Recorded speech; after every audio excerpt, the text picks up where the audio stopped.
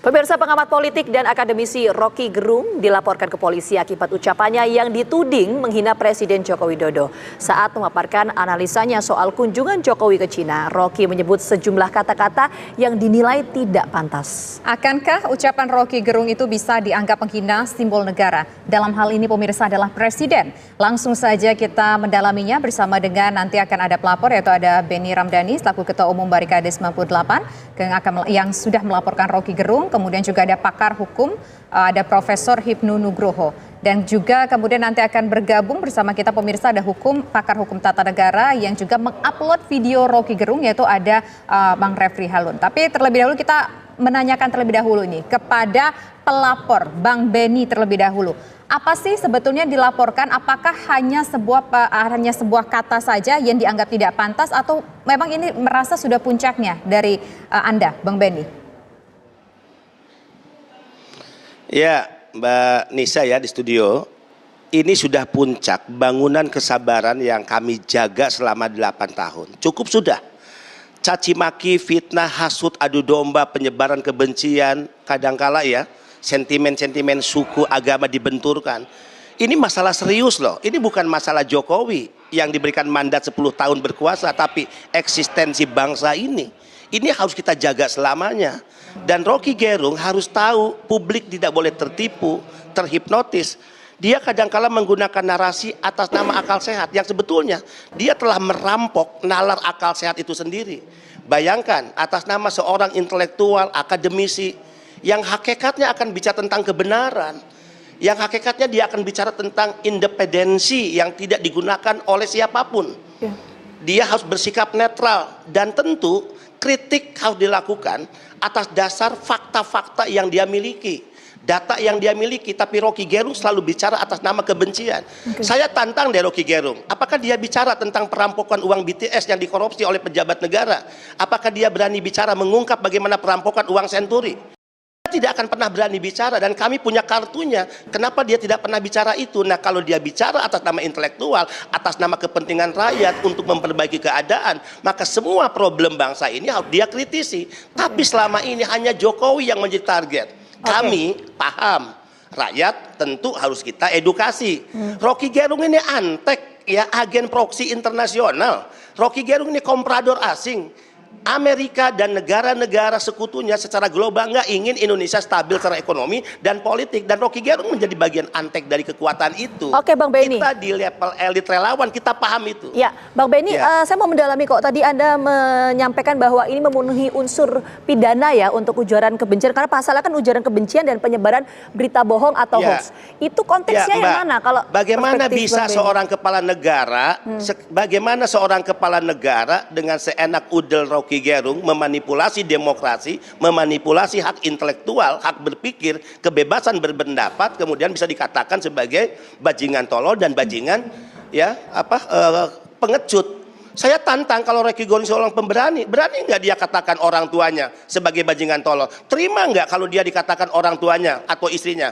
Oh maaf ya, dia nggak punya istri. Kalau orang tuanya dikatakan sebagai bajingan tolol dan pengecut, atau berani nggak dia mengatakan itu kepada mantan-mantan presiden atau para pejabat tinggi? Yang nggak berani lah. Ini order, ini kepentingan ya Rocky Gerung atas kepentingan orang lain yang dititipkan kepadanya, dan Rocky Gerung hanya sebagai alat. Nah, kalau persoalan hukum kita serahkan. Kami punya pengacara. Tadi malam adalah awal 42 ya.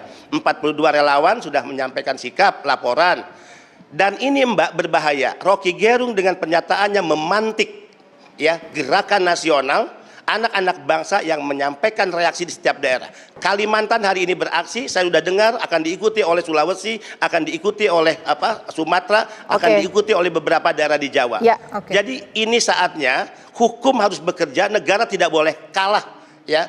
Tidak boleh hukum positif negara dikalahkan oleh hukum rimba yang menjadi order dari komprador. Oke, baik. Nah sekarang kita ingin ke Prof. Hipnu. Prof. Hipnu, kalau menurut Bang Benny tadi di sini adalah bentuk penghinaan, bentuk juga hoax atau berita bohong. Nah secara konstruksi hukum, apakah ini memenuhi unsur penghinaan terhadap presiden?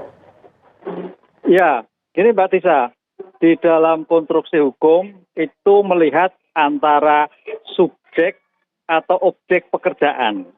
Pak Jokowi sebagai presiden atau Pak Jokowi sebagai pribadi. Disinilah kalau Pak Jokowi sebagai presiden itu suatu kritik. Tapi kritik yang juga harus mempunyai data akurat. Tapi kalau Pak Jokowi sebagai pribadi itu tergantung pada Pak Jokowi. Oleh karena itu kita harus bedakan di dalam hukum apakah ini sebagai kritik, apakah sebagai bentuk penghinaan. Nah, Prof Hipnu melihatnya ini kritik atau penghinaan? Nah, nanti berdasarkan bukti-bukti yang ada, Mbak, ini tidak cukup hanya penyampaian apa yang disampaikan Pak Rocky. Makanya pelapor juga memberikan data-data akurat. Batas mana kritik, batas mana sebagai bentuk penghinaan. Gitu. Ini yang harus dipahami. Oleh karena itu dalam hukum, kalau itu sebagai penghinaan pribadi, maka Pak Jokowi sendiri yang harus melaporkan. Ya. Itu dalam putusan Mahkamah Konstitusi yang baru. Jadi tidak bisa diwakilkan. Jadi tidak bisa Pak Beni menyampaikan. Malah bisa kalau kuasanya Pak Beni, kuasa dari misalkan Pak Jokowi ini, nggak bisa, saya kuasakan itu bisa. Karena kuasa adalah mewakili daripada yang merasa terhina. Nah disinilah konsep hukum juga harus dipahami dalam hal ini sehingga permasalahan ini tidak menjadi berlarut-larut. Gitu, Mbak. Prof Hipnu, kalau kita lihat dalam kasus ini yang ditangkap, ini apakah Pak Jokowinya sebagai personal individu atau Pak Jokowinya sebagai presiden? Karena kan kalau presiden artinya ini nggak bisa masuk ke ranah pidana karena disampaikan tadi kalau Prof Hipnu bilang ini sebuah kritik. Ini lebih masuknya kepada Prof? Ya, saya tidak bisa menentukan langsung begitu, Mbak. Karena kita harus juga meliti jalan pikiran Pak Rocky Gerung. Dalam konteks apa dia menyampaikan seperti itu. Jadi ini harus utuh. Harus utuh. Kalau itu utuh itu merupakan sebagai kritik, oh ya ini sebagai kritik. Tapi ini sebagai Pak Jokowi, berarti Pak Jokowi harus melaporkan. Dalam hal melihat suatu pembinaan harus melihat konteks, bukan dari teks. Inilah yang harus juga dipelajari.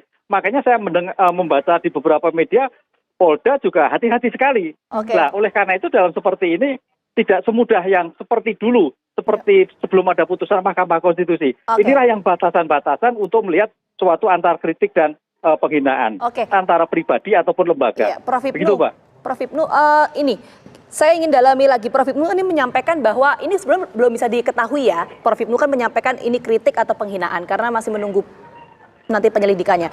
Tapi kalau tadi konteks penghinaan itu kan artinya Presiden Joko Widodo sendirilah yang kemudian harus melaporkan hal itu. Kurang lebih gitu ya, delik aduan lah kurang lebih. Nah artinya kalau misalnya ada pihak lain yang melaporkan, apakah itu otomatis akan menggugurkan pelaporan yang sudah masuk ke polisi atau seperti apa? Enggak. Ini kan delik aduan, Mbak. Jadi harus Pak Jokowi sendiri. Siapapun yang menyatakan bahwa kepada Pak Jokowi merasa, Pak Jokowi yang merasa. Pak Jokowi sendiri yang melaporkan. Gitu ya, kalau ada orang lain, maksud saya Prof Hipnu, kalau ada pihak lain di luar Presiden Jokowi? Belum, tidak bisa. Oh, tidak bisa. Sekarang kita harus yang menuju bersangkutan.